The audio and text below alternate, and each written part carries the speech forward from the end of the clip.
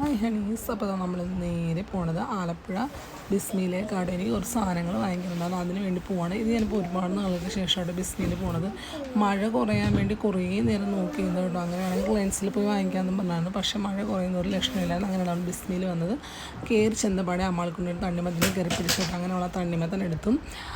പിന്നെ എനിക്ക് കുറച്ച് പച്ചമുളക് വേണമായിരുന്നു. 2-3 സൈസ് പച്ചമുളക് ഉണ്ടായിരുന്നു. ഞാൻ നീളമുള്ള പച്ചമുളക് എടുത്ത് അതാകുമ്പോൾ നല്ല എരിവ് കിട്ടും. പിന്നെ നാരങ്ങ എടുത്തിട്ടുണ്ടായിരുന്നു. നാരങ്ങയ്ക്ക് നല്ല റേറ്റ് ആയിരുന്നു കേട്ടോ. ഞാൻ കുറച്ച് നാരങ്ങ മാത്രമേ പെറുക്കി എടുത്തുള്ളൂ. പിന്നെ കുറച്ച് ക്യാരറ്റ് വാങ്ങിച്ചിട്ടുണ്ടായിരുന്നു. പിന്നെ ടൊമാറ്റോ വേണമായിരുന്നു, അത് വാങ്ങിച്ചിട്ടുണ്ടായിരുന്നു. പിന്നെ കുറച്ച് തേങ്ങ എടുത്തിട്ടുണ്ടായിരുന്നു. അപ്പോൾ ഇത്രയും സാധനങ്ങളാണ് ഞാൻ അവിടെ നിന്ന് എടുത്തത്. പിന്നെ ഐസ്ക്രീമൊക്കെ നോക്കിയതേ ഉള്ളൂ, തണുപ്പായതുകൊണ്ട് അത് എടുത്തില്ല കേട്ടോ. നല്ല മഴയും നല്ല വൈകുന്നേരം മഞ്ഞും മഴയൊക്കെ ഉണ്ടല്ലോ.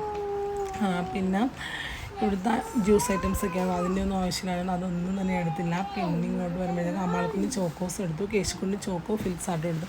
അവന് ചോക്കോസ് വലിയ താല്പര്യമില്ല, അതുകൊണ്ട് തന്നെ കേശുവിൻ്റെ ചോക്കോ ഫിൽസ് എടുത്തു. അവനത് ഭയങ്കര ഇഷ്ടമായിട്ട് സ്നാക്സ് ആയിട്ടൊക്കെ കൊണ്ടുപോകാറുണ്ട്. പിന്നെ കഴിക്കാൻ ഇഷ്ടമാണ്. പിന്നെ ഞാനിവിടുത്തെ ഓട്സ് എടുത്തു. ഓട്സ് ഞാൻ അങ്ങനെ കഴിക്കാറില്ല, ഇതിപ്പം ഒന്ന് ഒരാഗ്രഹം. ഇനി അങ്ങോട്ട് ഓട്സ് കഴിച്ചാലും രാവിലെ, അതിന് വേണ്ടി എടുത്തേടോ.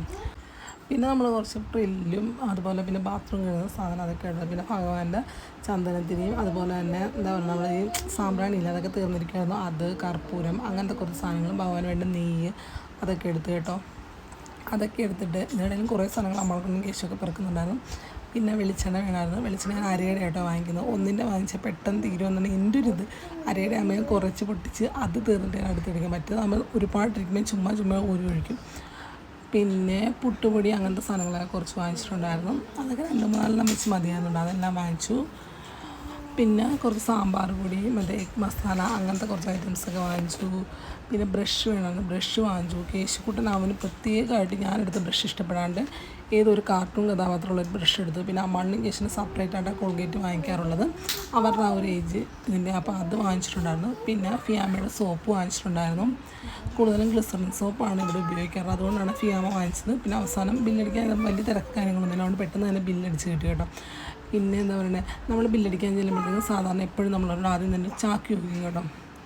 അവിടുത്തെ പിള്ളേർ നല്ല മിക്കവരും എടുത്ത് തരാറുണ്ട്, ചിലരില്ല എന്ന് പറയും, ചിലർ എടുത്ത് തരാറുണ്ട്, ബുദ്ധിമുട്ടൊന്നും പറയാറില്ല.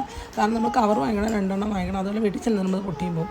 അതിലും ഭേദം ചാക്കാണ്. പിന്നെ അവിടെ നേരെ ഇറങ്ങി വരുമ്പോഴത്തേക്കും ആദ്യമായിട്ട് ജ്യൂസിൻ്റെ ഒരു ചെറിയൊരു കോർണറുണ്ട്. അവിടെ നിന്ന് പൈനാപ്പിൾ ജ്യൂസും ഓറഞ്ച് ജ്യൂസും പറഞ്ഞിട്ടുണ്ടായിരുന്നു. നമ്മൾ മാത്രമല്ല, നമ്മുടെ ഫ്രണ്ട്സും ഉണ്ടായിരുന്നു. അപ്പോൾ അവർക്കും കൂടെ വേണ്ടി പറയണം. അമ്മാൾക്കൂട്ടനായിരുന്നു ഓറഞ്ച് ജ്യൂസും, ബാക്കി എല്ലാവരും പൈനാപ്പിൾ ജ്യൂസാണ് പറഞ്ഞത്. അതൊക്കെ കുടിച്ച് നേരെ വീട്ടിലേക്ക്